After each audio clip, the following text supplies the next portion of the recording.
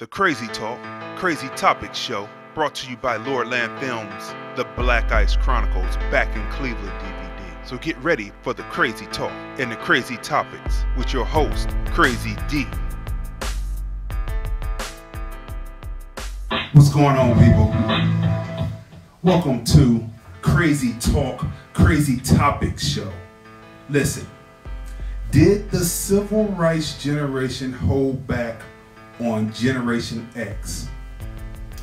Did the civil rights generation hold the reins of social justice too long, fighting discrimination, bigotry, racism, and they didn't pass it on to the rightful heirs to keep it going on, which is Generation X? That's the question for the day.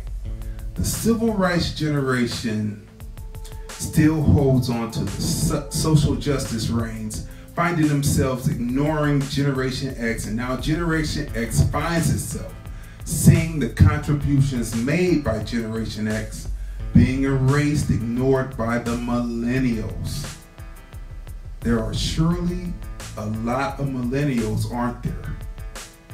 What happened to Generation Y and Z, Zenith?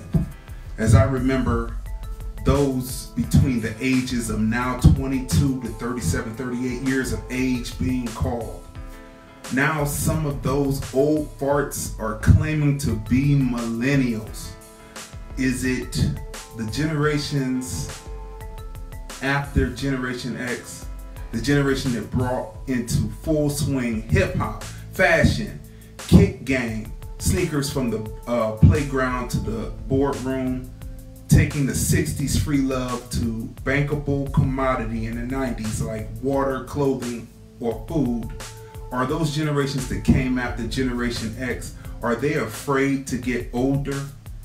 And that fear of getting older is why the generations have been redefined, and X and Y and Z, Zenith, are eliminated because Y and Z did nothing under the juggernauts that were Generation Xers. Basically, Generation X is being squeezed out by the civil rights generation and Yers and Zers who are afraid of getting older. Let's discuss. Call in 213-943-3358. Is Generation X being squeezed out by the generations that came before us and the generation that's coming after us? Let's talk about it. Let's see. Did you notice that they have done a redefining of the generations? It seems kind of off. They call the silent generation born between 28 and 45, 1928 to 1945, between the ages of 73 to 90 years old, some who are in the civil rights struggle, Harry Belafonte to be one of them. They call them the silent generation. Then the baby boomers born between 46 and 64, who are 54 and 72 years of age. Some are in the civil rights generation. And then they call Generation X, born between 65 and 1980, 38 to 53 years old. They call that Generation X. And then I believe that there is a missing generation, two generations in fact, which were Y and Z.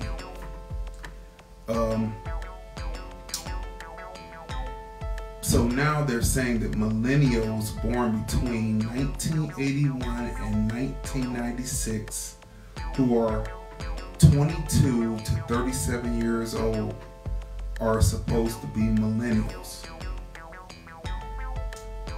I don't believe that. I don't believe that people between the ages of 22 and 37 are millennials, because there was a Y generation and a Z, which they were calling Zenith generation, that was supposed to be around during this time. And these are the two generations, Y and Z, which I question after coming in after X, Generation X. These are the two generations that I question I believe that they are in fear of getting older because they saw Generation X. We brought in again hip hop fashion to its full expression, hip hop fashion in particular.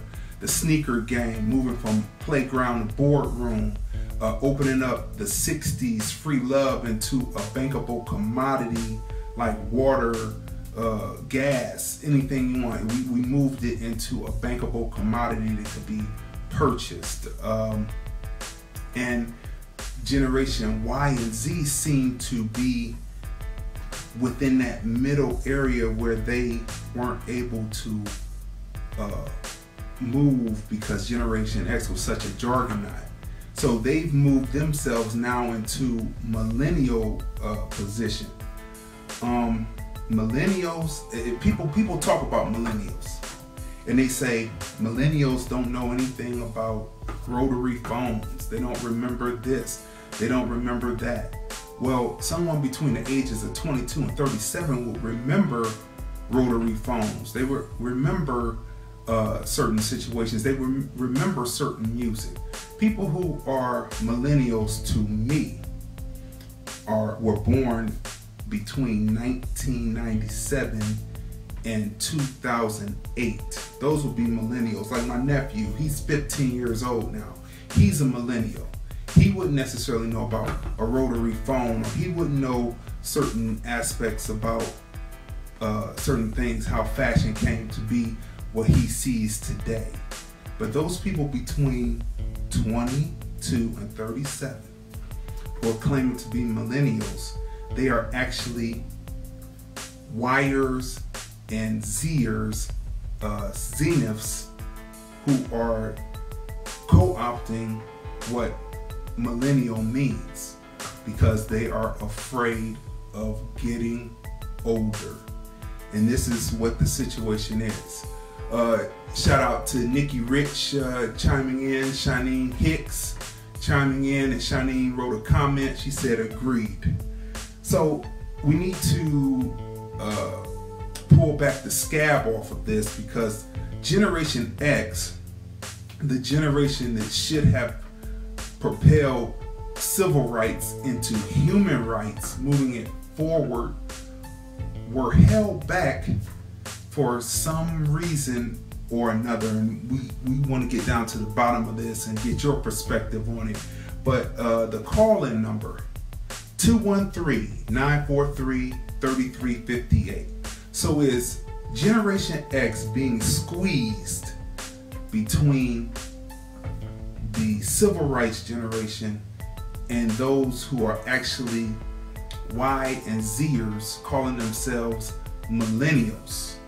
Because the millennials are just now coming of age. They're between 21 and like 13, right? Are they just now coming of age?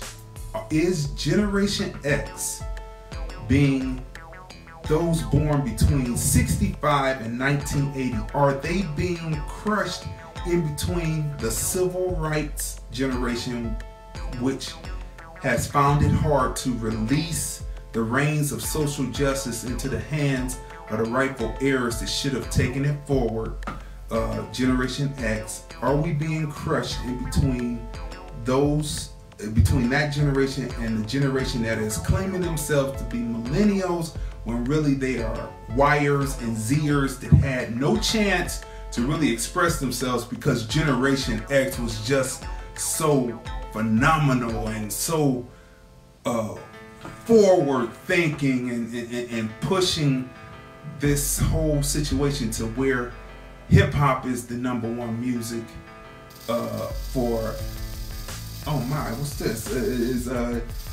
Hip hop is the #1 music going, and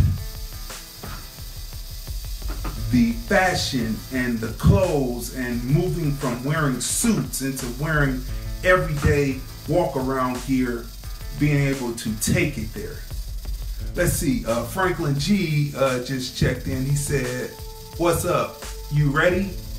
Yeah, 213-943-3358. Call in, we can get this going here. But listen, Generation X the generation that should have taken the reins and pushed this forward. We are not without compassion, and this is probably what the big problem is. We are not without compassion. So what I'm getting ready to put up on the Facebook, I'm gonna put up some links so that you can go watch them. The first link that I'm gonna put in is Andrew Young and Jesse Jackson talking about the day that King was assassinated. Andrew Young and April 4th, 1968. That's the year that he was assassinated at the Lorraine Hotel. So this is the first link that I'm putting up. We have compassion here as we're going here to go through and push through and tell this story, right? Then the next, so that was Andrew Young and Jesse Jackson. Then Jesse Jackson tells the story. The next link that I'm putting up, he tells the story about when he was down on the below the balcony. He was joking with Dr. Martin Luther King Jr. and he saw Dr. Martin Luther King Jr. shot, you know, how the gunshot just went, and he was instantly down. So I'm gonna post that. So the Generation X is not without compassion on the reason why possibly the civil rights generation held on so long, that our leaders that are now in their 70s and 80s have held on so long, why Hera Belafonte is still a massive figure and a master, as well as a elder statesman for civil rights, coming from out of that generation which they call the silent generation. And then the people who are within the baby boomer generation, which who still hold on to it because they were close to it. They were there when it actually happened. They weren't 3 years old. They were 9 to 15, 17, 18, 19, 20 years old at the time when it happened, right? So they are, they have a certain feeling about it, and they don't want to necessarily let it go. Let's see, what does Shanine say here? I have always wondered what would happen if Jesse Jackson would have gotten to make a complete run for president. What would have happened? I mean, that's a good question. They say that because of his run, that it opened up the way for us to get to where we are now, which gets me back to the whole situation about the civil rights generation not necessarily letting the reins go at a certain period of time so that we could move forward. We're in the middle of nostalgia and not proactive movement. Where we got to today.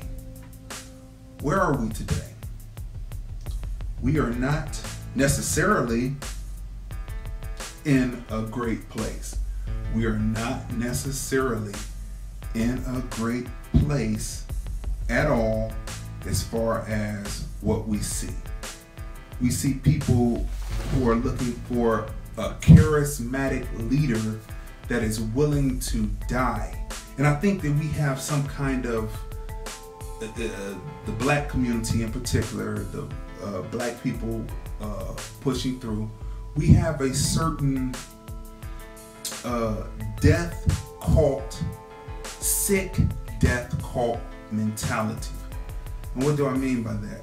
We revere the dead and we shat on the living.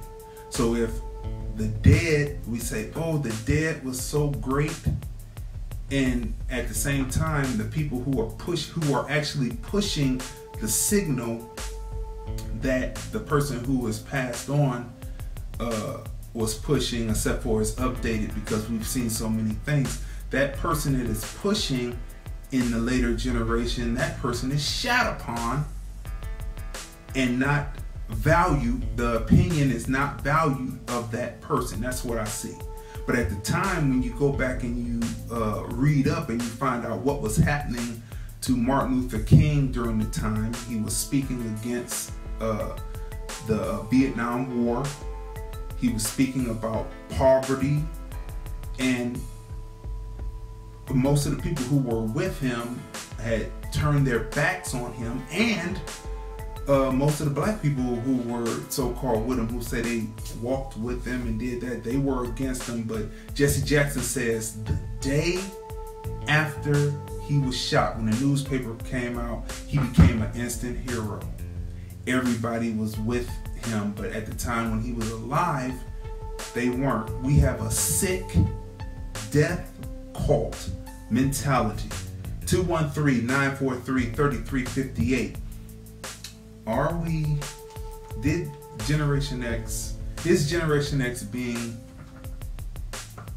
squeezed by the civil rights generation and also by a generation who is afraid of getting older, so they have co-opted a title of a generation that is mainly between 21 to 13 right now, who are coming into their own. Have they co-opted that name? Because they should be Yers and Zers, Zeniths, and not not millennials. Millennials are the ones that know all about the games and not know how to do that. I think these are people who are afraid of getting older, and this is the basis. Like Generation X, we are pretty acclimated into and realizing that we are getting older, and we accept that, right? But we were the ones who brought in, again, hip-hop to its full magnitude, hip-hop fashion, the sneaker game, moving it from just being on the playgrounds into the boardrooms, and we moved free sex from the 60s into a bankable commodity. We did that, so thus, as we walk around, we are in our authentic selves, just like those who came from the previous generation, which would be those within the civil rights generation, and those, and that's a combination of the generations, which is the silent generation and the baby boomers. These people were authentic and wearing suits and dress shoes. That's their authentic selves to try to push through and have the politics of personal responsibility. The way you dress, the way you talk, the way you walk determines how people treat you. But we found out through the run of Jesse Jackson, which helped to create the ability to have, and the possibility to have, someone like a Barack Obama in 2008 be there and win the presidency. We learned through his 8 years of his presidency that it didn't matter how you dress, how you walk, how you speak. It didn't matter, because you cannot change the hearts of people who are in fear. And you just can't. What did Shani say? We shouldn't look for certain leaders. We need to fight, period. Oh, you really? For dialogue. Listen.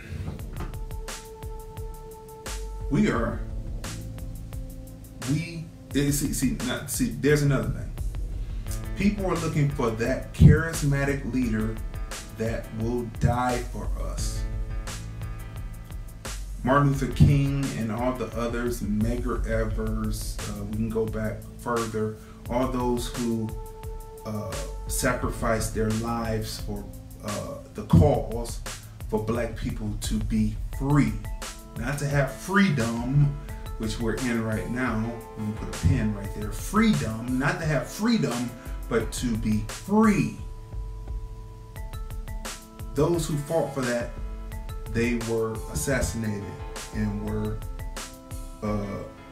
murdered in front of our eyes. So now the people say now, they say, I'm not a leader, they say. Or they'll say, we need more than one leader so that when one leader goes down, the other one can pick up and take over, right? That's what they say. So the whole situation is crazily disjointed, and we've been misled somewhere, and I believe that totally. Telephone number to call in, 213-943-3358. 213-943-3358 to call in, to talk, to get in on the topic, put you right up, you come right in. Listen. So Jesse Jackson now is 77, and Andrew Young is now 87. They were there when Martin Luther King was assassinated at age 39, April 4th, 1968. They were there at the Lorraine Hotel, right? And so we can feel that compassion. We have compassion for what they went through and why they might not necessarily want to release the reins to the next generation that should have succeeded them in moving forward to push this forward. We can understand that. That's all understandable. I can see it. I understand it. I get it. We get it. We get it. It's a unfortunate situation that's sad by. However, now that we know that we cannot put our eggs all into one basket, into one leader, because they destroy and kill our leaders. Now that we know that, we have to now then move on and not necessarily keep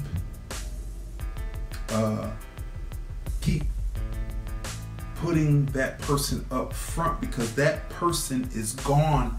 Their energy may still be here, but that person that embodied that particular struggle at that time, that person is gone, and we need to look forward to the next group of people who will push this along. We have a phone call from 702, so let's bring this up. Let's see who we have here.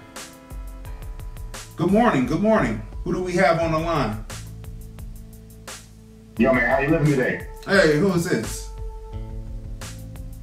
You know who this is. No, say who you are. I want to remain anonymous. Oh, no. Okay, people. Man, it's your man Franklin G. How you doing, bro? Franklin G. What's going on, Franklin? Okay, so the question is, I'm doing all right, man. So the question is, did the civil rights generation hold back from Generation X? Did it hold on to the social justice, fighting bigotry, racism, eugenics? Did it hold on it too long and didn't pass it on to the rightful generation that should have took it forward with brand new ideas? Why brand new ideas? Well, hold on, let's pump the brakes first. The first generation you were talking about, and not to contradict you, but to add some flavor to it, It's called the greatest generation. That was World War II, not the silent generation. No. Wait. No. They have just reclassified the generations, and that's part of it. They call the greatest generation now. I'm just telling you. I'm just pulling up the receipts and going by how they have reclassified the generations. They are no longer calling the greatest generation generation anymore. They are calling it the silent generation, people born between 28 and 45 who are now 73 and 90. They are now calling them the silent generation. Then the baby boomers from 46 to 64 when they were born, they're between 54 and 72.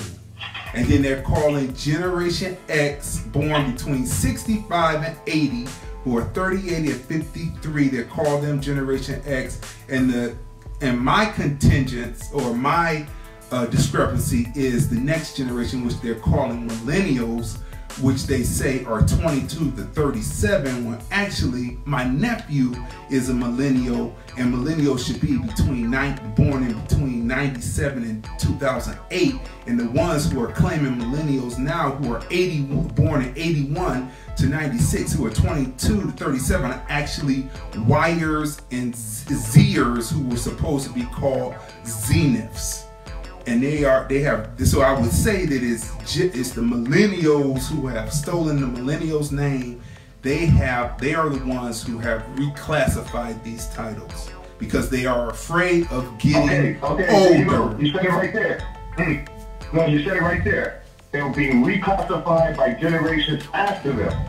Okay, so I would submit to you that the greatest generation is what they titled themselves, because now they are not the biggest number that they can be reclassified by millennials, thus taking away from the greatness of their original name. So I would submit to you that revisionist history shouldn't reclassify them as the silent generation. I believe that may be a holdover from what Reagan called the silent majority, because that was basically what they were trying to determine that during his era. But still, they called themselves the greatest generation, so we got to go with that. Okay, wait.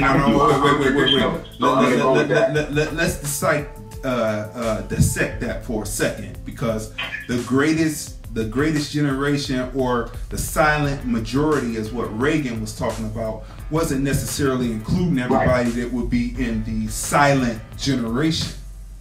Everybody who will be in the silent. I'm just using it because we have to. I know we have to move forward with the new classifications. But I'm saying the silent majority who he was talking about were people who were white, Anglo-Saxon, mostly males. White women stay to the back. We're going to get this done. We want to go back to a time and make America great again, kind of like what we're hearing now. And so that particular period of saying the silent majority, I don't even give what Reagan said with that any credence, because he wasn't including a certain demographic of people, like 45 isn't including a certain demographic of people today. So I wouldn't think that they didn't realize their dialogue. Right. Your question about passing the torch. Yes. It's not so much that anybody kept anything from anybody. I would present that simply because it's a learning process, the civil rights movement. There's a difference in the civil rights movement of the era of, the early era, I'd say, post-Reconstruction, so to speak, when we had people, Frederick Douglass, a civil rights fighter. Then we had W.B. Du Bois, civil rights fighter. George Washington Carver, civil rights fighter. All of these guys, all of these individuals, because there are also women involved, all the people that we're talking about, each segment of the revolution, so to speak, to get equal rights, manifest itself differently. Whereas the technology age now, that has been a big gap that exists between baby boomers and millennials, those things didn't exist in terms of getting the streamlined communication that the millennials are offered. So that change in passing the torch, so to speak, technology had a hand in it. And also I would submit to you that during the civil rights era, or the early part of it, the largest amount of us were in college at that time, which was new. So submitting that new technology that the kids have now, the youth have now, makes the struggle easier to disseminate information just like you're doing now. So I say that they held it from it and they just didn't pass the torch in terms of getting people and creating legacies. Well, see, because as you mentioned Reagan, we're still dealing with Reagan. But see, the difference between... We're dealing with Reagan because all the people in power now on the Republican side were interns and people who worked under Reagan and those kind of administrations young. That's keeping that same kind of legacy alive. That is exactly right. Because we just came from seeing Vice, the movie on Cheney, or Cheney as he likes to be called. And how he got started, he was a page at first. He was an assistant to Donald Rumsfeld. And as it went through, he built, and as he kept all of those connections, then as he became in power, he brought those people back in. And so it's a continuous circle. We as a people tend and seem not to do that. We are fixated on the charismatic leader. And that is a problem. And those who were charismatic leaders, just my thought on it, Jesse Jackson and others who are charismatic leaders, do not pass on. They do not pass the torch. They were not willing to pass the torch because along with their popularity and the way that they were able to grow within the struggle came financial gain, I would add. And who wants to give that up? It's just like a senator or a congressperson. They want to keep getting elected more and more. They don't want term limits because the more they're elected, the more financial gain they get. At the same time, if you look at even those, the congresspeople that were elected in the 70s and the 80s, look at who their staffs were. What happens is somewhere along the line, we lost the understanding that bringing people up. Instead of having a black chief of staff, they have a white chief of staff. Instead of having a black man as a chief of staff holding that minority banner up, they have white women chief of staff, which is funded and forced by the Democratic organization. It makes them seem more palatable. Because even our own congresspersons, we only have one person who's an African American, and that same African American who got reelected now has a black chief of staff. Because they lost before because they had a white chief of staff. They were told what to do by the Democratic organization, and their chief of staff was not even a Las Vegas person or a resident of the state of Nevada. So I would submit to you, even guys like Charlie Rangel. Hello? I think I lost you there. You went down. Call back. Let me. Am I back? Yeah, you're back. You're back. Go ahead. Finish. Okay. You look at their chief of staff or the people they placed in legacy positions where they would learn how to do the job. They weren't reflected on the communities that they govern. They listened to outsiders and tried to gain acceptance by integrating their own staff, thus removing us from the legacy, the legacy background. If you're not there to learn the job, you're not going to get the job. So then, there goes. They tried to be more acceptable by hiring white people. Right. So there goes my point. And that's what they call it. We're diversified. We hired the gay guy. We hired this guy. Instead of just keeping it purely community oriented for those who have impact and say. So there you go. So that proves the point then, even more, that the civil rights generation held back from Generation X. They held back certain knowledge, certain advancement, certain financial gains, certain gains that could have helped our community. And now we find ourselves here in this situation right now with 45 exactly due to that situation. Would you agree with that? Because you're making my point. You're making my point. Well, it's a phraseology. You're saying kept them out. I don't know if it was kept them out or tried to be more inclusion for what they thought their purpose was. And you were talking about with Dr. King. When he was a radical, and he was a radical, people loved him. But over time, they gave us the image of his speeches and him not being a radical, of him being inclusion. The same way we have African Americans who are elected to say, I'm for everybody. I want to do this for that. But you can clearly see the disenfranchisement in the black community through their tenure. Because, as you said, not that they held it back, they just didn't do it properly. But the people who were there, when Jesse Jackson and Andrew Young saw Dr. Martin Luther King Jr. fall from the shot, they knew that he was about getting black people to their rightful place in this society for all of the 275 years of bondage and then going into Jim Crow that we had to contend with during that time.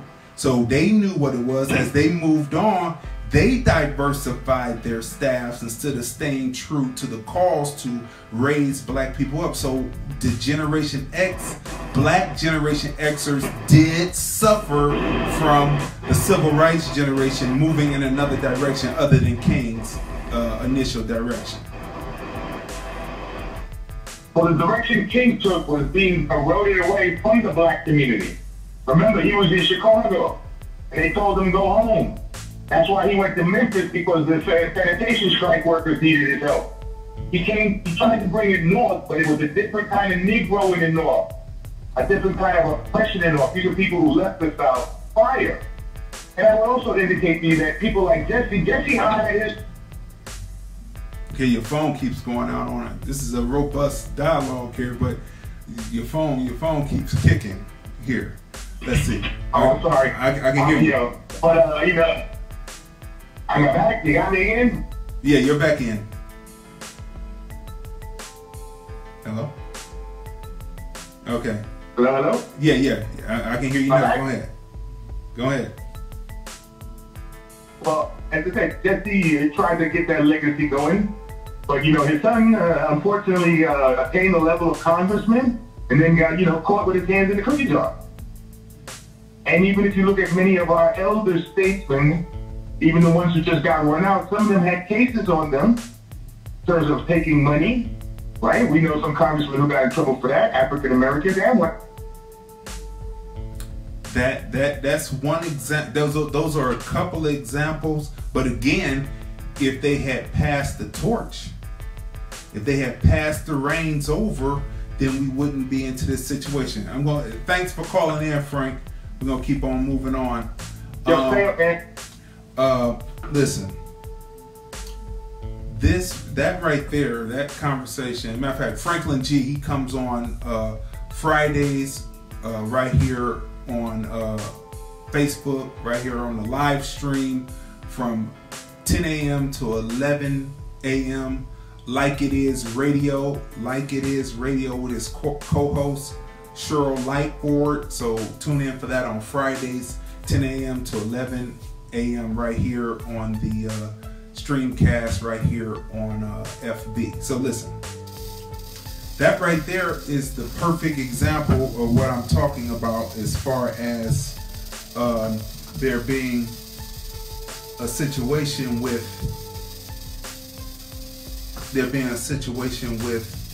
the civil rights generation not letting go. They did not let go. They should have moved on. So about this compassion thing, let's get back to the compassion, about Generation X having compassion. We have compassion for what all of the civil rights activists, leaders, everything went through after Dr. Martin Luther King Jr. was assassinated on April 4th, 1968 at the Lorraine Hotel. We have compassion for that, but that might be in the psyche of why they did not want to pass the reins on. Maybe it was a lack of trust, but Generation X again did so much that would have brought it forward. Initially, when hip hop switched from the Yes Yes Y'all and the Party, and it started to branch out into different regions, initially it got into a pro-black phase which introduced people to not only Dr. Martin Luther King, but also Malcolm X, and of course the Honorable Minister Louis Farrakhan from the Nation of Islam. It introduced people to that. And maybe the civil rights generation did not appreciate that the movement had to move more into that direction. So instead they chose to go along with the system and push only Martin Luther King as a dreamer instead of a agitator, activist, social justice champion pushing forward. They forgot because they would rather take the funding than to fight the actual struggle, because so many before Dr. Martin Luther King Jr. had fallen, that when Dr. Martin Luther King Jr. fell, who was the epitome, he was the one that when the cameras came in and started covering, he was there. It's just like how the cell phone and the capturing of what's happening in the streets with the cell phone. They talked about Big Brother, but then Big Brother is also held by individual citizens also. So it's just like that. Dr. Martin Luther King came in when video actually came in, where they could instantly chop up and get right onto the screen what was happening on TV. He is the first person of the civil rights era who was captured and propelled forward by visual video on television, right?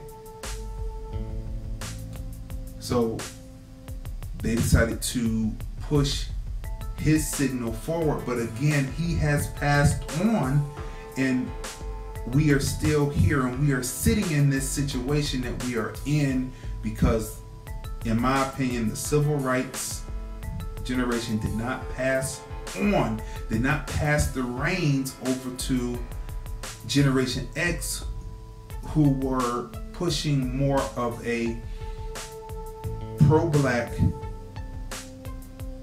movement, pushing through, telling people in other communities, get your like-minded people together and work on your own people. We will work to make sure that our plight is right. You work on your individual people, and once you work on your individual people, then the plight of those who built this country, with blood, sweat, and tears, hard, back-breaking work, while being sexually abused, mentally abused, would finally be able to rise to their rightful place in this country. And this is what all of this is about. This is what all of this is about. Now, you know, Juneteenth is the celebration when the last slaves were quote unquote freed. You know, it's after Lincoln's cap was peeled. You know, and who peeled Lincoln's cap but his own people? Who peeled his cap but his own people, right? So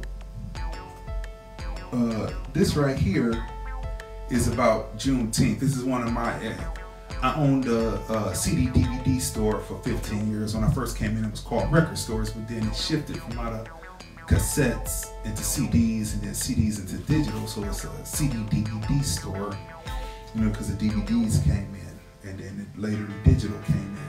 But I would hold functions at my store, and I did a Juneteenth function. So this is what's coming up next on the screen is about the Juneteenth celebration, where I break down what Juneteenth is all about and what it means to black people. Though a lot of people were free before the last people were free in Galveston, Texas,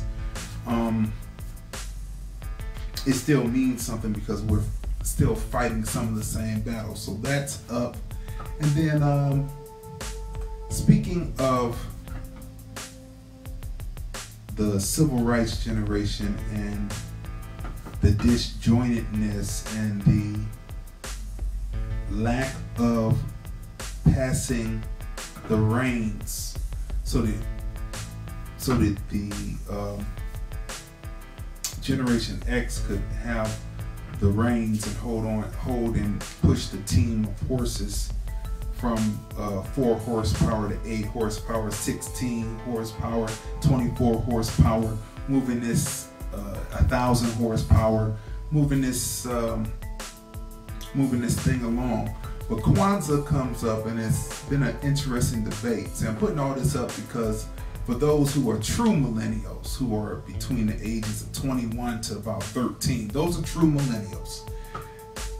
Certain information has to be passed on, so that's why we do it. We make sure that the information is passed on.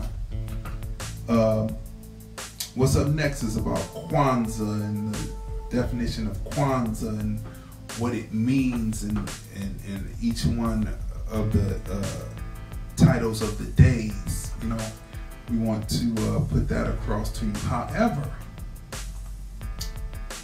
there's always got to be some kind of controversy. There always has to be some kind of controversy because, again, our leaders have a way of not passing the torch, which means if the torch had been passed, I don't believe that there would be ghetto situations for black people today had the torch been passed. I don't believe that. I don't believe there would be ghetto situations because the ghetto was not initially set up for us. It was a experiment done by the Nazis on Jewish people in Germany, putting them in ghettos so that they would then start to fight amongst themselves and kill each other up. And as what people find when they do this experiment, they find out that it's not enough killing going on, so then they have to institute something else, which in the case of Jewish people at the time was the concentration camp and the ovens. Just like black people, they see that there's not enough killing going on, though they constantly put that in the news. It's not enough killing going on, so then they have to institute the patty rollers to come out and do what patty rollers traditionally did and do. And also they have to make sure that they come up with experiments, Tuskegee, releasing crack cocaine on the streets to not only wipe out the population, stripping culture out of the schools during the time when the Generation Xers were coming through, which birthed then hip-hop music, right? So without controversy, there's always controversy. So Joe Brown, you remember Judge Joe Brown, he says that the creator of Kwanzaa, now this is what he says. He says the creator of Kwanzaa was actually an agent. So, you know, I just put the video up there. So there's certain things that we have to know. Does that, if he's an agent and, you know, people got together and they were talking and next thing you know, the FBI was knocking at their door asking them questions about what they had said at a certain function, does that taint the meaning of a particular holiday? Does that taint the meaning of a specific holiday? And again, did the civil rights generation hold back from Generation X? Did they hold the reins back from us? being able to push forward. What's going on to Michael Elliott? I see him chiming in.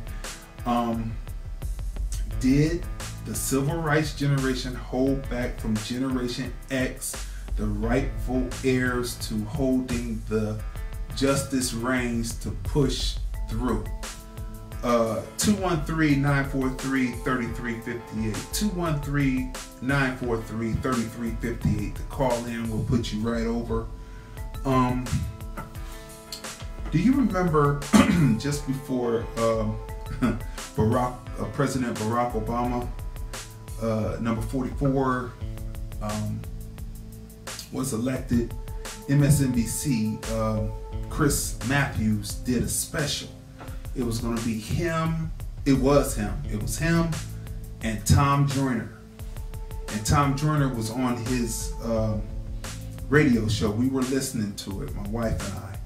And it would, who would know that was the beginning of the waning years of his popularity as a radio personality. Who would know that 2008 would be the waning years, the beginning of the waning years of his popularity to the way we are today? Boy, what a difference 8-10 years will make in a career of a person. But anyway, he was on his show and he was talking about he was making a joke and he said, I don't feel comfortable, something like that. I'm paraphrasing. I'm not saying exactly the way he said it, but I don't feel comfortable eating my chicken and watermelon around mixed company. Ha ha ha! That was funny. But I said I don't have any trouble eating chicken and watermelon, because what I find is more than quite a few. Matter of fact, all of them, except for the ones that are on the vegan or the vegetarian kick, they love chicken and watermelon more than black people do. So I mean, it really is. There's nothing about eating in mixed company, and even if they didn't, I would still love it, because watermelon is a natural flusher. It flushes you out. So after you eat the chicken, our ancestors knew that you take in a melon to flush it out. After you eat flesh, you flush out with that. So I mean, it's just naturally known. Things that they made fun of us for, and some of us forgot, but that's exactly what it was for. One, you eat what you like, and then you flush out with what you know will flush you out to keep you healthy. That's facts. But anyway, so look. So he got on the show. So usually MSNBC, they do shows where it repeats, and it'll repeat for about a month because it's so educational, and it pushes through the meaning of people, right? I mean, the meaning of whatever subject they're doing, it pushes through like a targeted laser beam, and it hits, right?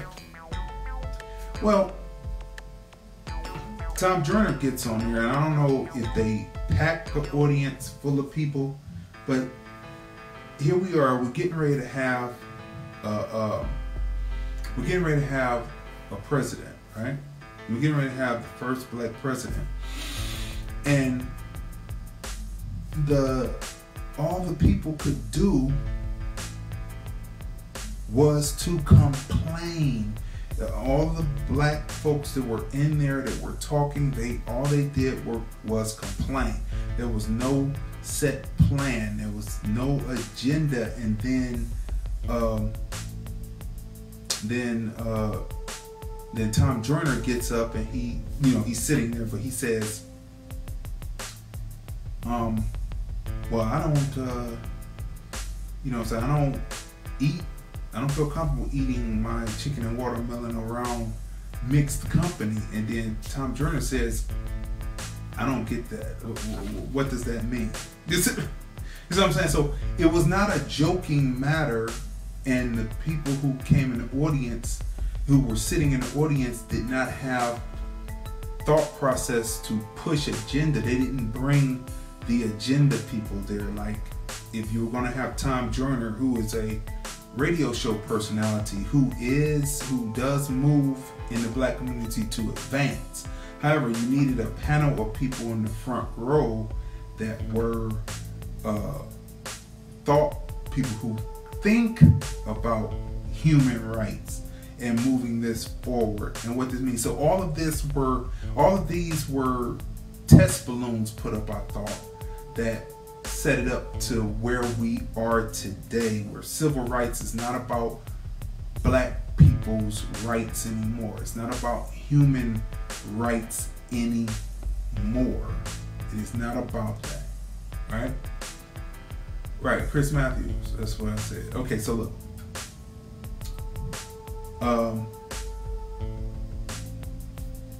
So then, Jeff Johnson comes out. Jeff Johnson, this is Jeff Johnson. Jeff Johnson comes out. He's a Cleveland, Ohio native. He comes out and he sits on the panel and he's kicking ideas and solutions and moving the situation forward.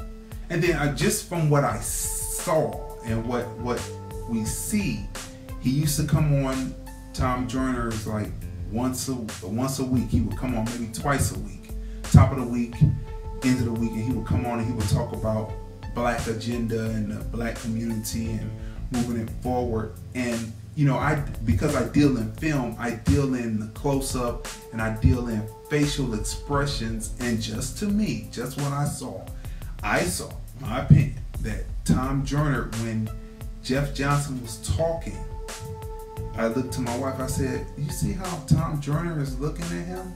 Because Tom Joyner was like joking, but Jeff Johnson came out and he was speaking. You know what I mean? He was speaking to advancing. What is Jeff Johnson? He is a Generation Xer moving forward. And then shortly after that, I don't know if it had anything to do with the appearance or whatever, or did someone feel that they were being outshined? I don't know that. I don't go by what I see and what happened, what I perceived, and what happened afterwards. He stopped being on the show after that, shortly after that. The baby boomer generation, and the silent generation, as they reclassified the greatest generation, because I wouldn't necessarily say the greatest generation, because whenever I watch documentaries on the so-called greatest generation, when they get to black people finally being able to integrate the military, they talk about how, first they talk about taking the European Americans from out the backwoods, cleaning them up, teaching them how to read, write, boom, doom, doom, doom, doom, doom, doom, doom. And then they taught them how to be men because they were in the backwoods, in my opinion, cooning it. Okay, so now say that. Then when they get to, now this was Charlie Sheen who narrated this particular one on the greatest. So he gets to, this is a PBS thing, you can search it out. So they get to the black people, and acting and reading aloud and putting across a sentence or a monologue or whatever you're trying to put across. It's all about the inflection in the voice, So they get to talking about black people integrating the military, right, during World War II, right? But now remember, they talked about how they took all the white people. They were illiterate, they were dirty, they didn't wash, they didn't do none of that, they didn't know how to do anything, they didn't know how to, no hygiene, nothing. They cleaned them up and taught them how to be soldiers and later possibly become officers, okay? When they got to the black people in the documentary, they started talking about how they put them in certain positions, and then when the time came for fighting, they didn't know how to read, and some bad things happened, and it was the inflection in Charlie Sheen's voice, and they weren't able to do it. Something like that. And I'm thinking, well, wait a minute now. They took all of the white folks, all the European Americans from out the backwoods, they cleaned them up and, taught them how to read and write, brush your teeth, wash their underarms, do all that, brush your hair, get the grease out, They did all that with them, but when it came to black people, they said black people couldn't read. Now wait a minute. Now how come you didn't take the black people out who weren't? And that's not true. We know that's not true. But if not, let's just look at it. Let's just say it's the way it is, and people were illiterate, which that's not true because everybody knows that black people came through schooling and the schools were separate. And though they were only getting $1.25 to $1.45 a kid or less during the time, I saw that in the Oscar Michaud movie. Though they were only getting that much, right, per kid, whereas a European American kid would get $2-3 a kid, right? Even though they were doing that, the love of the situation, the teachers to teach them how to read, write, and all that, and go through mathematics, which they called arithmetic back then. Boom, boom, boom. They taught them all that. They taught us that, and they moved through. But here you are, here's the person saying it, and then they move right back to the greatest generation. So they throw black people in there and they say how bad it was, but if it wasn't for us, they wouldn't have got out of some of the situations. If it wasn't for us, Pearl Harbor would have been worse than what it was. Go research that, people. Go research that. What's going on, Jerome? I see you checking in. So in that aspect of it, seeing how this story is told, and it's basically a lie to still push inferiority in the middle of something about the greatest generation. So I would never really care to classify those people, the particular people who they were speaking on as the greatest generation. I wouldn't consider them the greatest generation. So to bring it back around, the silent generation is a great title for them, right? Because they weren't talking about us. So why do we look for that charismatic leader that is willing to die for us? Why are we looking for that leader? Why aren't we upwardly pushing forward and moving forward to get our agenda done without needing that particular leader that can stand up in front of us and talk to us and move us forward? Right? Why do we need that? Why do we need a leader to do that? Why are we in this, what I call sick death cult, where we revere the dead but shat on the living? The living are here, and as soon as they pass on, all of a sudden they're revered. Why do we do that? And why did the civil rights generation hold back the reins from the Generation X generation that was not only fighting something that they brought in to try to collapse early on the success of the latter baby boomers?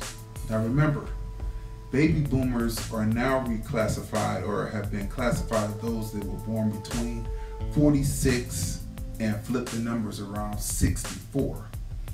Now these people will be the people who were in college.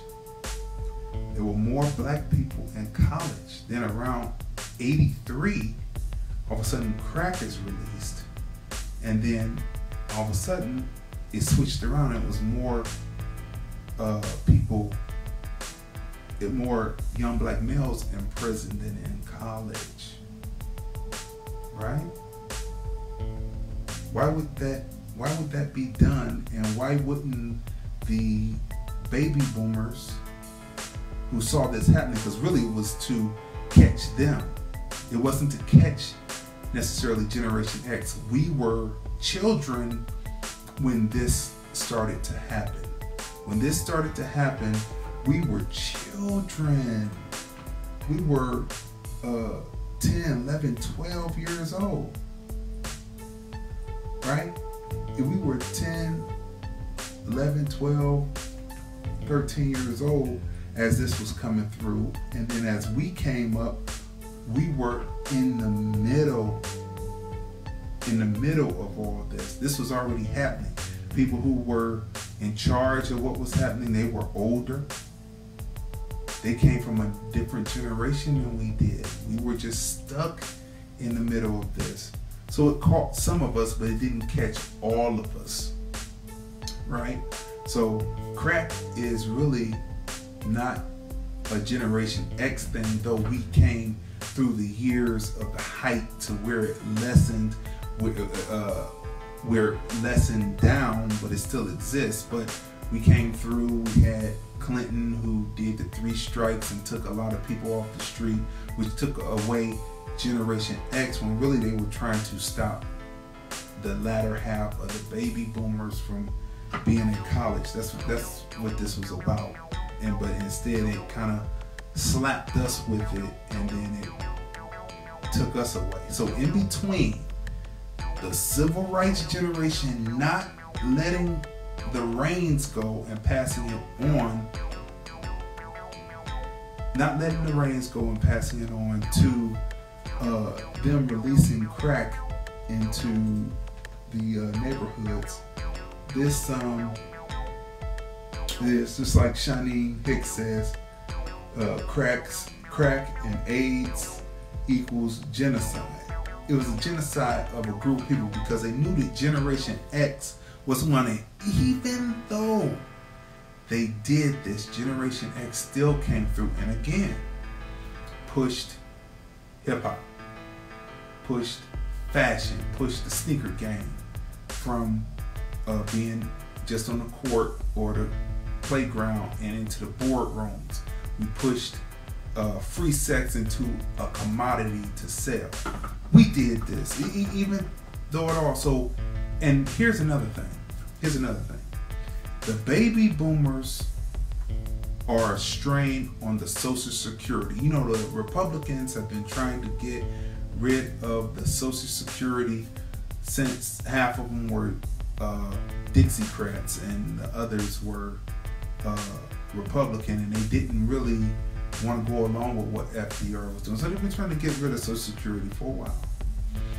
And so now that when the baby boomers came around, and a lot of them were irresponsible,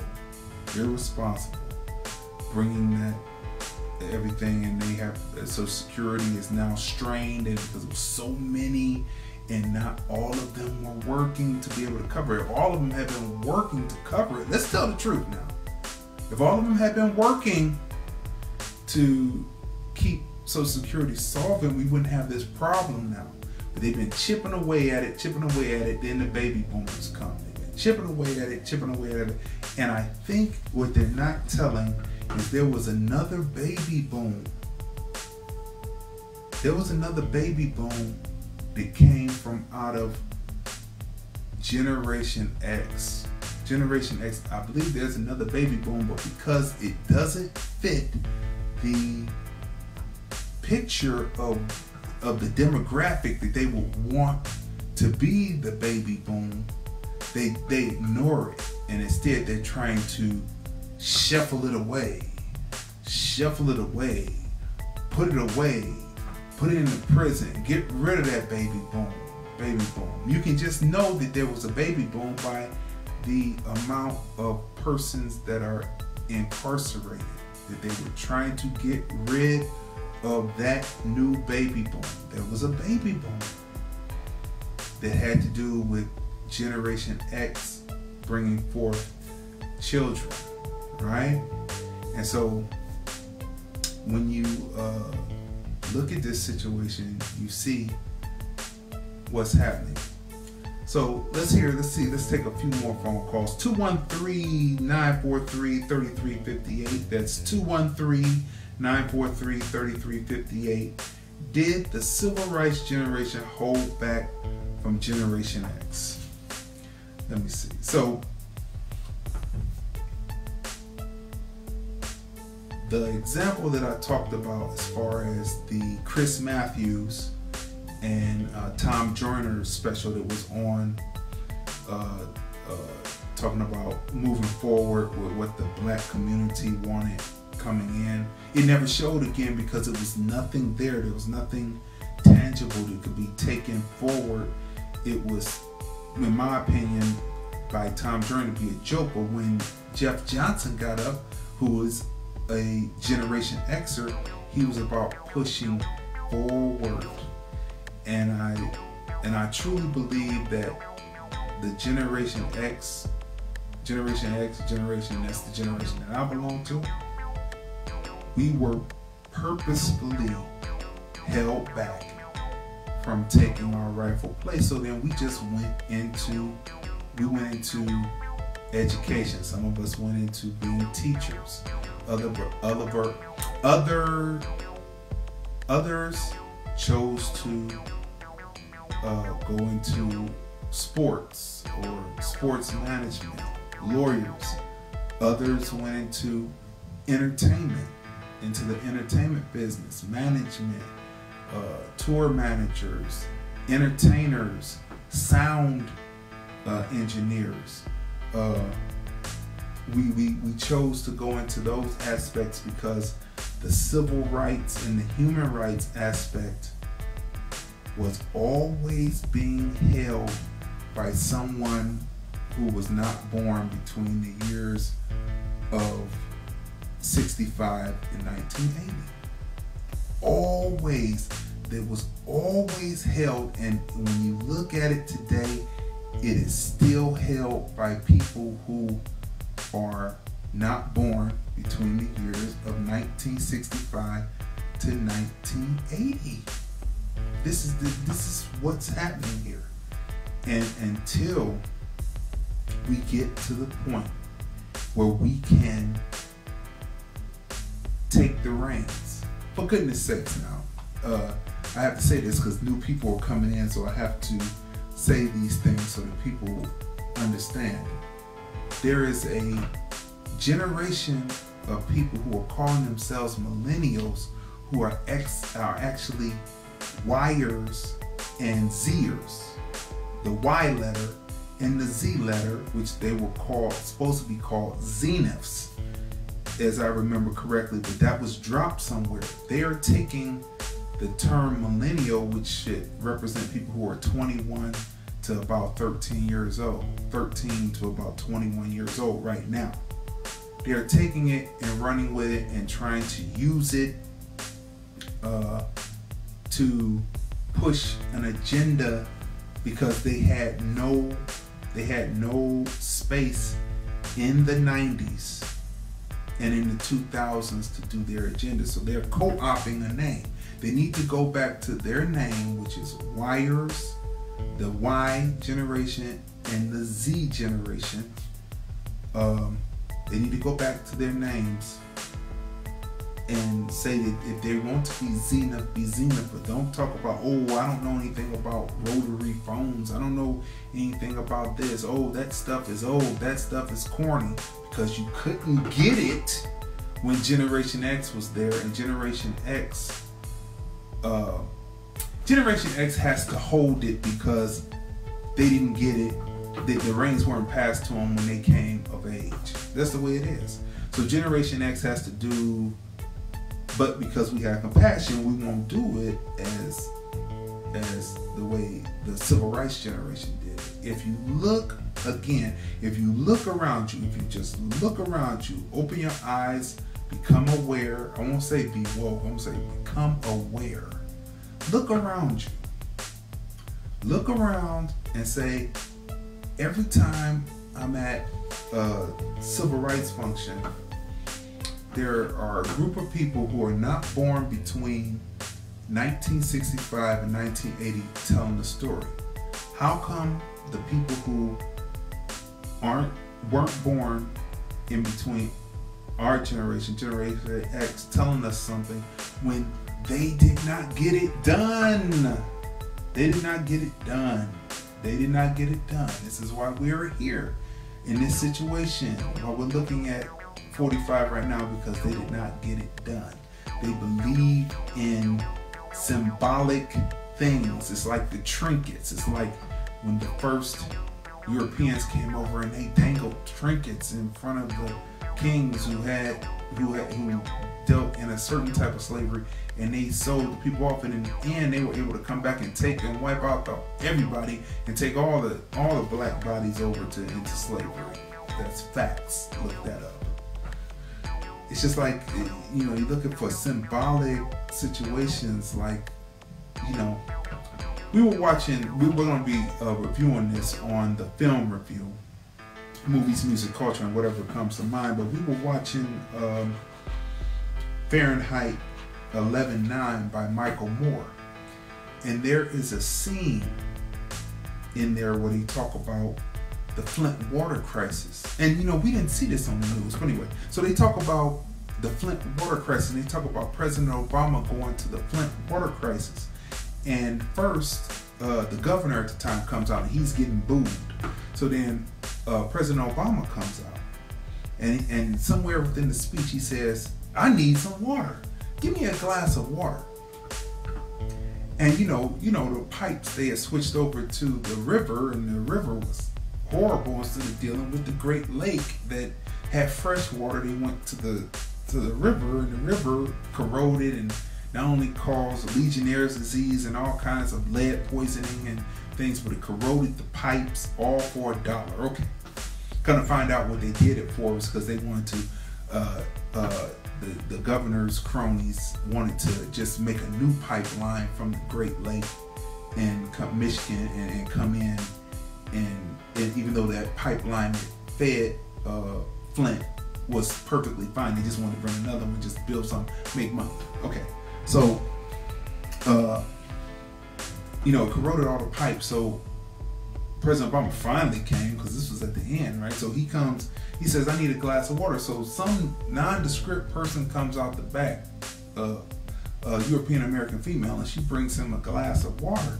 And it was like, everybody in the audience, you know, the black people that were predominantly black people in the audience, it was like, no, don't drink it, get bottled water. And he said something about, "No, I'm not just joking, you know, I'm really." So he takes the water and he just tips it and wets his lip with it. This is on Fahrenheit 11/9. You need to go watch this. You need to go watch this. This is the point of why civil rights generation didn't release the reins. He tips it and then he puts it under. Now, if someone is parched in the throat, you're gonna take the glass and go like this. You're gonna drink at least half of the water. President Obama went like this. He went and put the water down. He did not, you can go see this. Fahrenheit 11/9. He did not gulp down. When you take a drink of water and you're parched in the throat, you're going to take quite a large amount of it to kill the parchedness. So this is the same thing that the governor did of Michigan at the time. He said he was going to drink water a day. You know, that faded away because the cameras faded away from that. So we don't know if he did or didn't, but we know he didn't because he doesn't have the effects of lead poisoning today. Which gets us back to our episode 41 about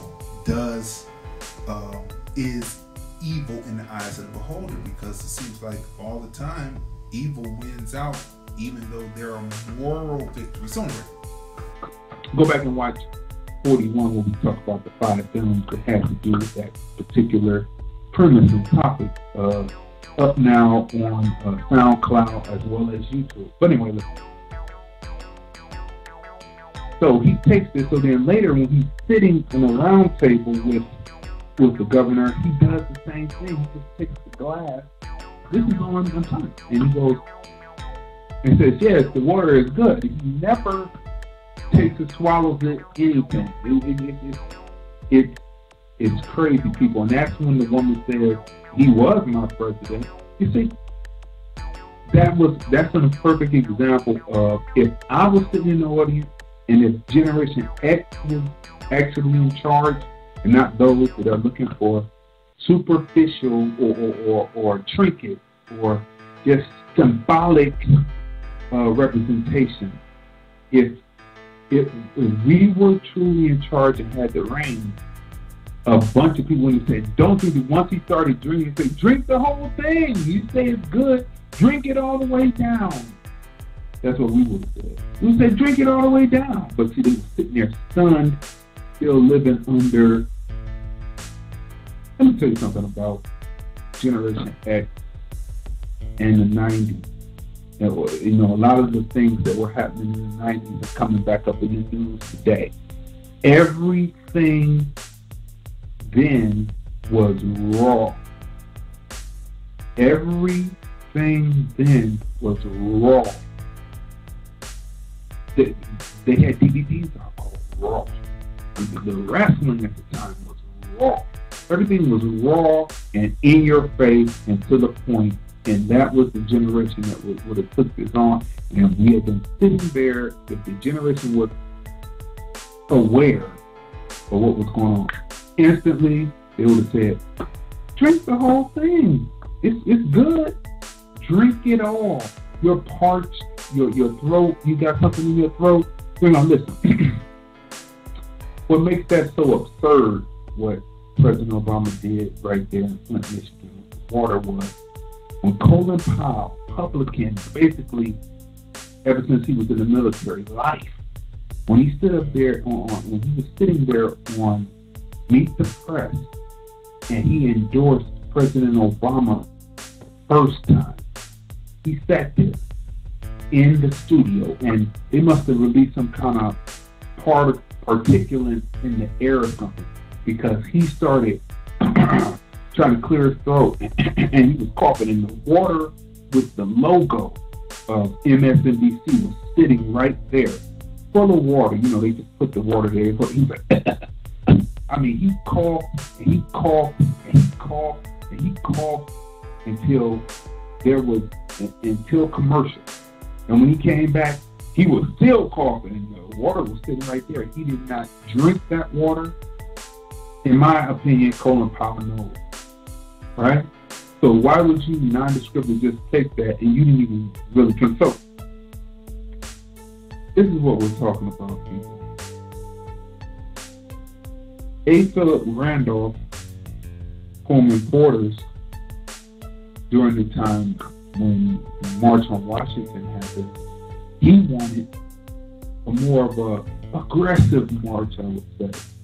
You know, more of a more aggressive, angry, like then they would call it Negro. So we call it Negro. So angry Negro march. He wanted more of that. He wanted a more angry Negro march. And then, you know, negotiations were made, and Martin Luther King came, and he was giving a mundane speech, and then old girl, the gospel singer, said, Martin, tell him about the dream. He went to I Have a Dream, and they took that and they ran with it, because really his speech was about the check marked insufficient funds and how they didn't have it, right?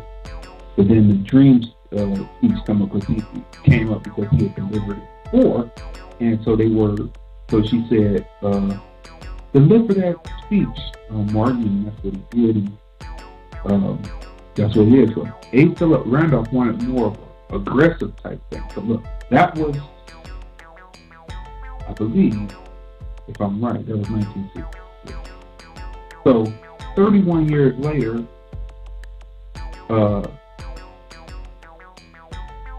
the Nation of Islam under Louis Farrakhan, the Honorable Louis Farrakhan, held the Million Man March. The Million Man March, okay. Million Man March, okay.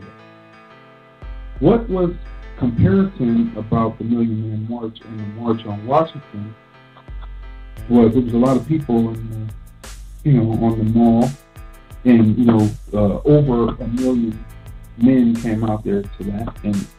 But what was the same was they shut the government down. They shut the government down there during the time when the March on Washington happened, and they shut the government down when the Honorable Louis Farrakhan had the Million Man March. That tells you right there that hearts and minds will not change, because you shouldn't shut down the government just because a large number of black people come in, more than 2 to 3. If you, in certain places, if there's 7 black people at a restaurant, that's 5 too many, maybe just 2.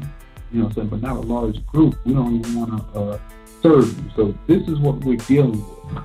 And while we're dealing with that as Generation Xers, we are dealing with the civil rights generation holding back from passing on the reins. And like I said, we are not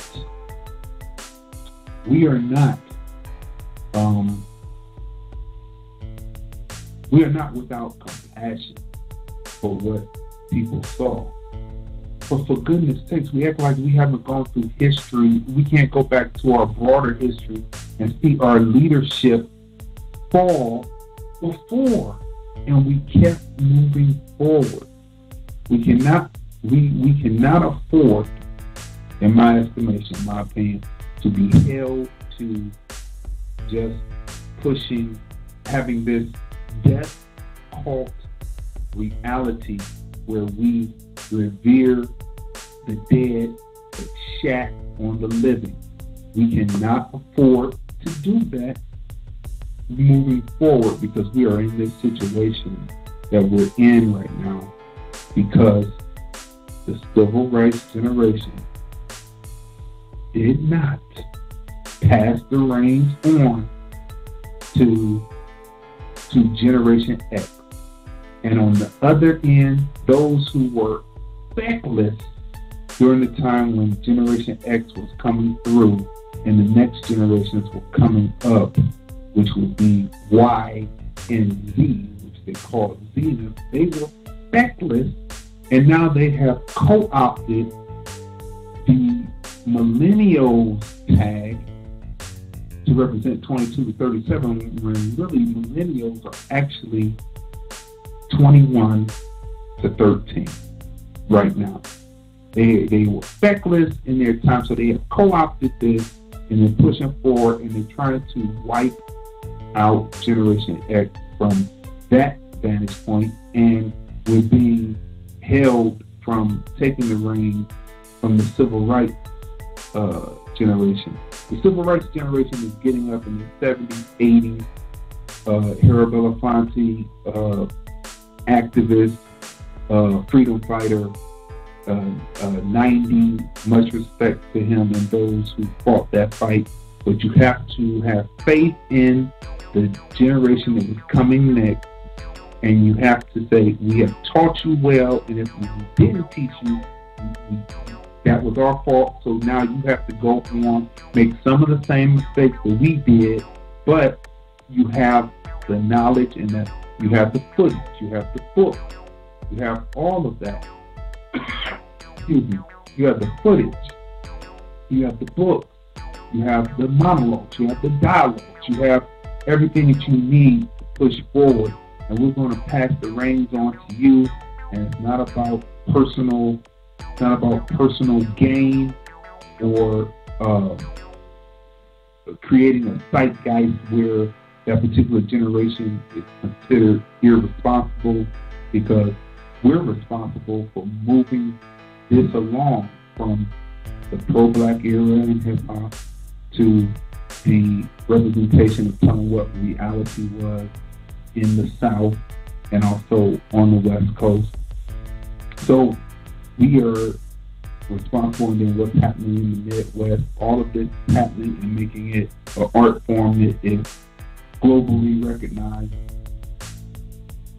And you should watch, as I close out here, you should watch the interview that we did with KRS-One and go back and watch all 5 installments of a Temple of Hip Hop event that I covered last year, where he talked about the older black generation, but I'm calling the civil rights generation, did not love or respect or even give any credence to hip-hop music.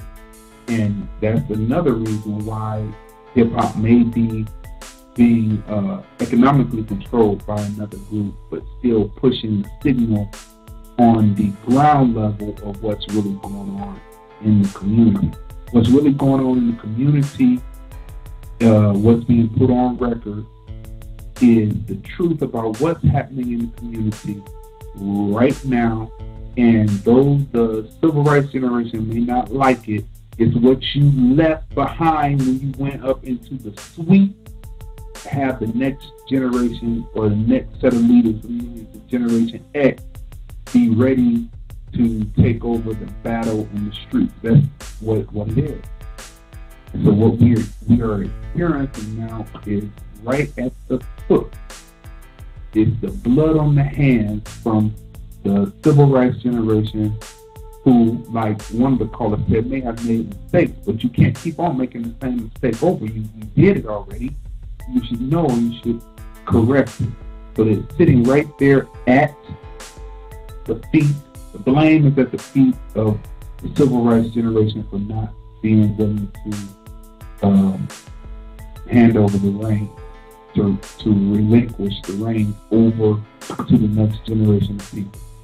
So listen, people, this has been a robust episode of the Crazy Talk, Crazy Topic Show. I'm your host, Crazy D. We got right into it. I didn't go into what you did at the show, but this is brought to you by the Black Ice Chronicles back in Cleveland DVD.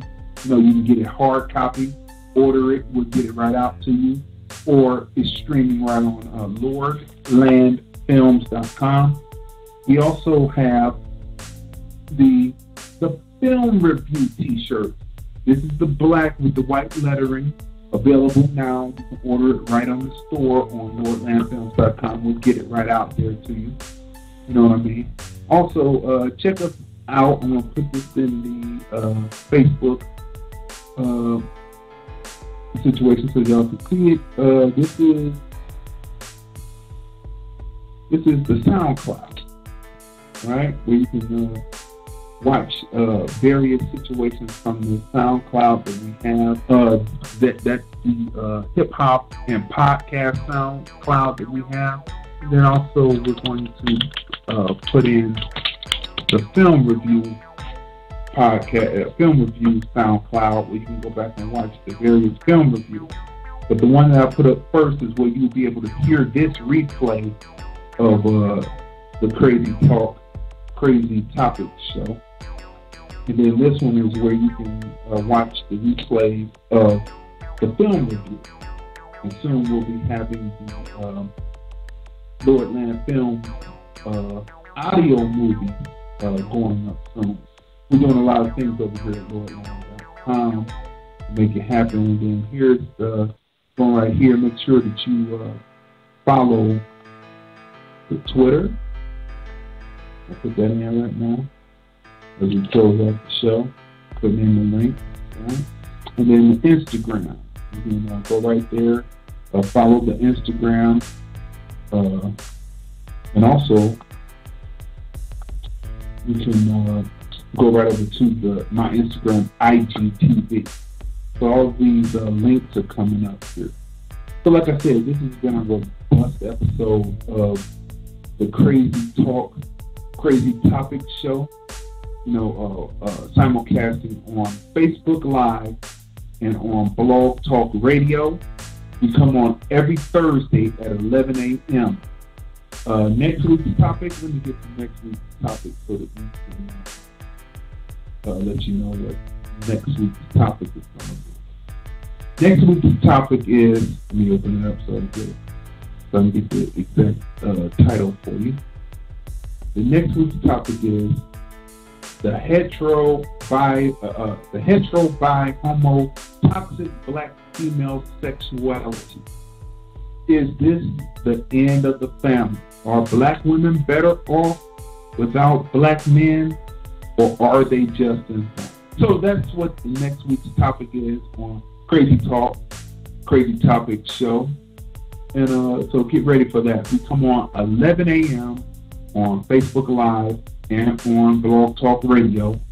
Make sure you tell a friend to lock us in. And then this Saturday, we come out with the next installment of the film review. And of course, the film review comes on at 4 p.m. on Saturdays. And, we come in with special episodes when we see a movie that is just needs to be reviewed right after we see it. We have that autonomy and freedom to do so, and that's what we do. So the film review, and then we have Crazy D Talks film production. That's right. That comes on every Monday, and I equate the topic into what's happening in real life. You know what I'm saying? So you can get an understanding of how film relates to actual life, real time and real time. You know what I mean? And it also coincides with the episode released on demand on Vimeo of Lordlandfilms how-to series, where we teach how-to techniques. So go right into Vimeo and type in Lordlandfilms how-to series, or Google search it, Lordland's how-to series on Vimeo, and it'll come right up, and you can on demand watch the various episodes. We're teaching you from camera angle all the way to how to use iPhone, Android to make your images come through, shoot movies on using those different devices. So stay tuned for that. Like I said, this has been a great show today. We've discussed it, and we've come down to the conclusion that indeed the civil rights generation did hold back from Generation X, and most likely, because just like science, it has to be, it's a hypothesis, it's an educated guess, a hypothesis, an educated guess. But my hypothesis is that we are in the condition that we are in today in this society in the United States of America because the civil rights generation held back handing over the reins to the Generation X. And so that's where we're going to close. We're going to close out right here with this. Thanks to all the people who called in and talked today. Thanks to all the comments on the comment board on Facebook Live. And we're going to be out of here after this. We appreciate you. I'm Crazy D, and you've been watching the Crazy Talk, Crazy Topic Show. You've been listening to the Crazy Talk, Crazy Topic Show on Crazy D Radio on Blog Talk Radio. Tune in every Thursday at 11 a.m. for more Crazy Talk, Crazy Topics with your host, Crazy D, brought to you by Lordlandfilms.com.